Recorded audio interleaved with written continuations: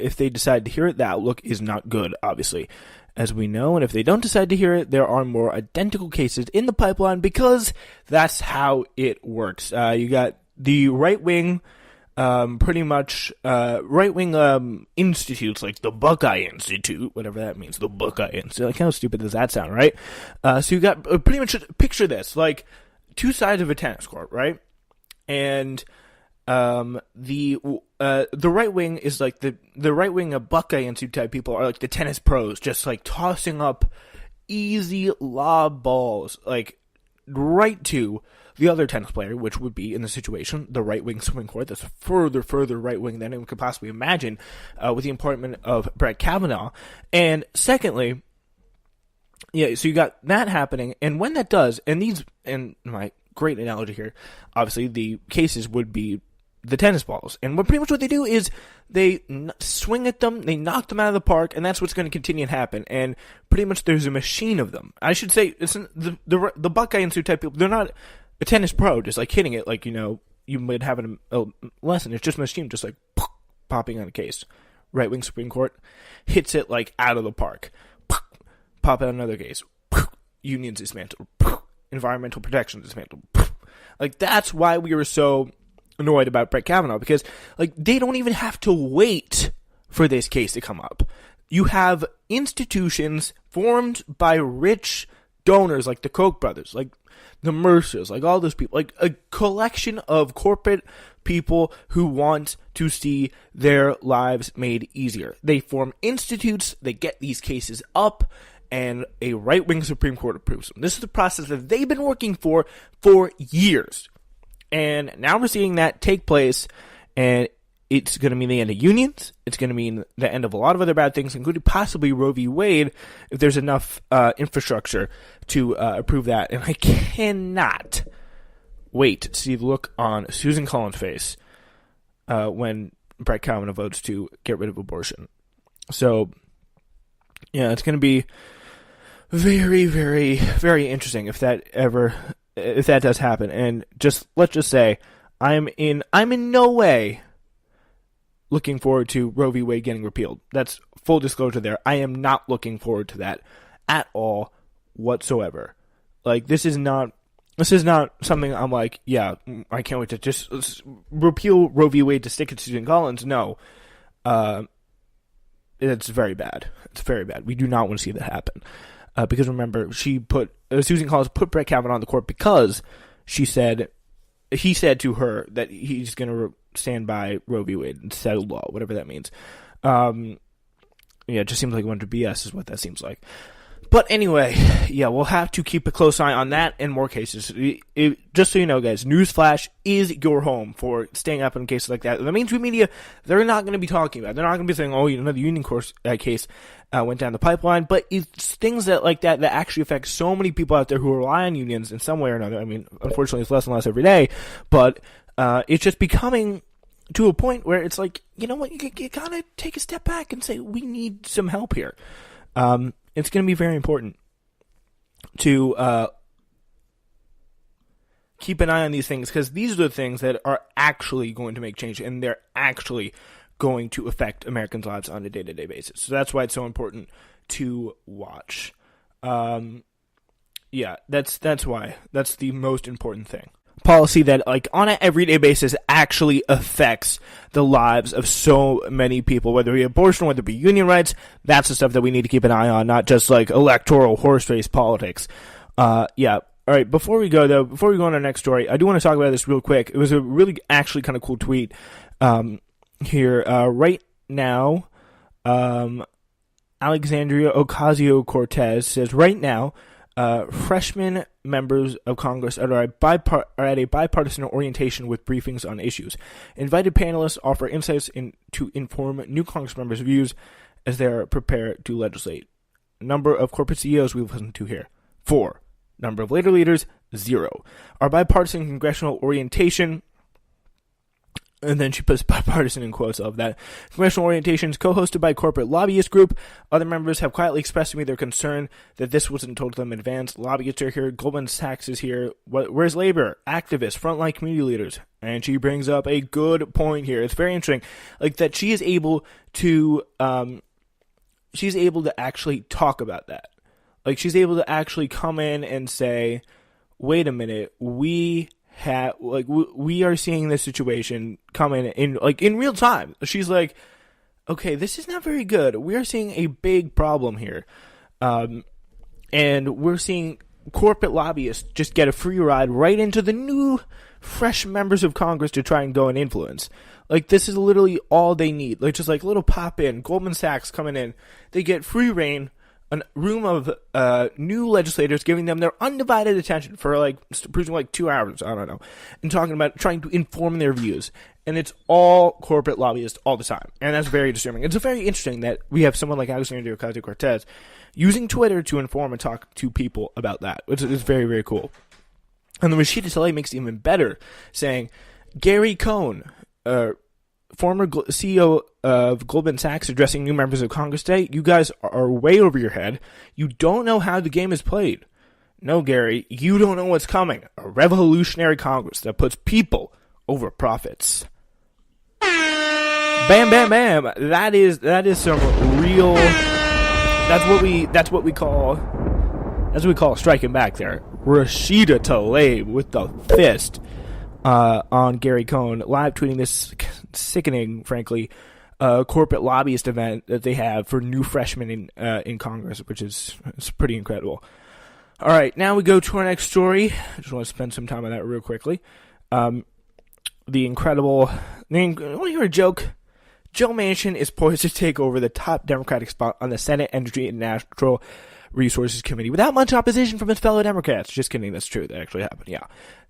West Virginia pro-coal guy, Joe Manchin, suspiciously, he's like, please, please, please, put me on the committee that regulates coal. Please do it. And then Senate Democrats are like, oh, cool, that's great, that's awesome.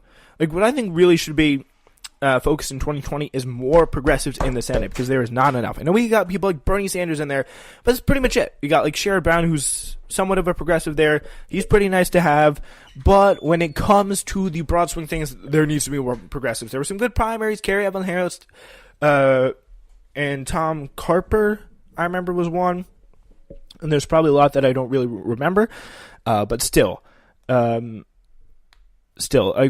need more progressives in Congress, and a lot of them are unsuccessful. It's just the way it works, but still, we got to keep trying, and we cannot give up, because there needs to be some real change. Because we can't have people like Joe Manchin, one of the biggest, most heavily coal-funded people out there. Literally, his blood is full of money from coal and fossil fuel companies. He cannot be leading the committee that regulates them. It's just a safety risk. It's a risk for the people of West Virginia. It's a risk for the people of the country. It's a risk really for the people of the world who, as we talked about in the first story with the polluting and the climate change, like, that's really what makes a lot of the problems that we have. But there has been a lot of widespread opposition from progressives in House, activist and billionaire Democratic donor Tom Steyer. Shout out Tom, actually taking a really hard stand on someone Robert Mueller for once. The site reported that Manchin's colleagues aren't all concerned about his Prentice pro-coal record because they're a team. You're supposed to unify around your left-wing members, not your right-wing members. That's the way the Republicans do it, and that's why they're so successful. It's the way it actually works here, people. It's not by saying, like, okay, we're just going to go to the most right-wing people. It's just, it's rough. It's very rough to see this happen. But good on Tom Steyer there. I did not expect that from him. Why are they on board in political rights? Because the caucus would not welcome sidestepping seniority to install someone more progressive on climate issues in Manchin's place. Wow. So, like, let me get this straight. You're talking about literally the fate of the world here. and I sound very dramatic when I'm saying this, we're talking about climate change. Like, it's a really, really, really important issue. But, like, he's been there for so long. He's a senior figure. So he has to lead the climate change. He has to lead the climate change committee. Like what's the exact quote here? The Senate Energy and Natural Resources Committee. That's amazing. Oh my gosh, he's a senior guy. Even though he's literally the most right-wing Democrat, not only on climate change, on everything. Like, the Democrats are like, oh yeah, seniority. That's the way we have to go. Like, are you kidding me? Like, that's the leadership from the Senate. Like, I'm telling you, there needs to be some changes in the Senate Democratic caucus real quick. Yeah, so pretty much all we need to know is Senate Democrats are up to an amazing start here. All very, very good stuff. Yeah, so, I mean, this again, Joe Manchin, he's the guy who voted for Brett Kavanaugh. And it's all because of seniority that they're like, okay, like, this is, like, computer, show me the stupidest possible argument for handing a leadership, or not leadership, but the Democratic spot on a critical environmental committee to Mr. Cole himself, Joe Manchin. Seniority. Like, that's like, it's beyond comprehension that they could do this. Yeah, so it shouldn't need saying that this possessed faith in Manchin's ability to cast aside everything his pro-fossil fuels, about his fossil fuels past to fight a far more aggressive agenda, as Senator Cory Booker put it, is at best simply misguided, and at worst, a just complete lie. Manchin has spent his Senate career defending coal in 2014. His entire Senate career defending coal. He said in 2014 that there are climate deniers on both sides. Damn, that's a powerful one. That's a strong one. There are some people on the left wing who don't think climate change is a real and serious threat. Like, okay.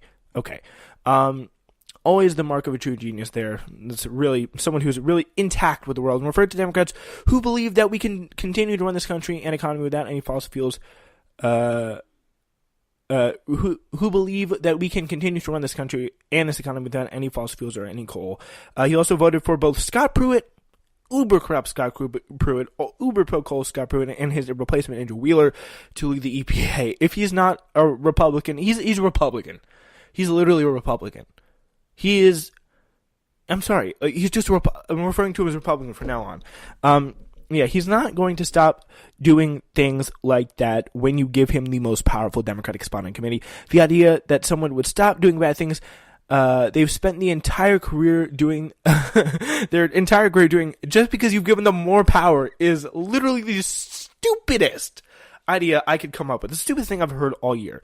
Moreover, having someone so dedicated to coal in 2018 as the ranking Democrat on the Energy Committee under a pro-coal, climate change-denying administration is an admission that the Democrats do not take climate change seriously. At least Democrats in the Senate, at least the leadership of the Senate, at least 99% of the people in the Senate. Because of the Democrats in the Senate. Because appointing Joe Manchin, like, what the hell else are you thinking here? I don't get it. I really don't get it, how they could possibly think this. So, this is incredible stuff. Coal is the most polluting form of energy production there is, as I'm sure you know. And experts say that we have just 12 years to curb emissions dramatically, or we're all screwed. If we're going to stop climate change, we need to enact radical reforms fast. Putting coal Joe on the Energy Committee is a very neat way of demonstrating to everyone that Senate Democrats have their heads so far up their asses, they will not see this climate change thing coming, or anything else coming for that matter, and we are all screwed in the Senate for the next couple of years. So, at least we know that. Anyway, probably more troubling than anything, Dan Sullivan of Alaska told Politico about this appointment. I think it's great. That's because Joe Manchin is a Republican. He's a Republican literally in name only. There is no single solidly Democratic position I think he holds. All right, yeah, so Joe Manchin holds views that are very consistent with the ones I hold, he says. Sullivan has a 7% lifetime rating for the League of Conservation Voters. Manchin only has a 45% rating, should go way lower, which is ridiculous. 45% for Joe Manchin is way too high. In 2014, Sullivan said there is no general consensus on pinpointing the sole cause of global temperature trends, pretty much saying, I don't believe in climate change. Manchin, if he does ascend to the top Democratic spot on the committee, will not prove to be a sudden friend of the earth. He might not start out by introducing a Coals for Tots program in 2019, but he won't fight against fossil fuels either. He'll fight for them. This is the simple thing. And you may well blast these quotes into your brain.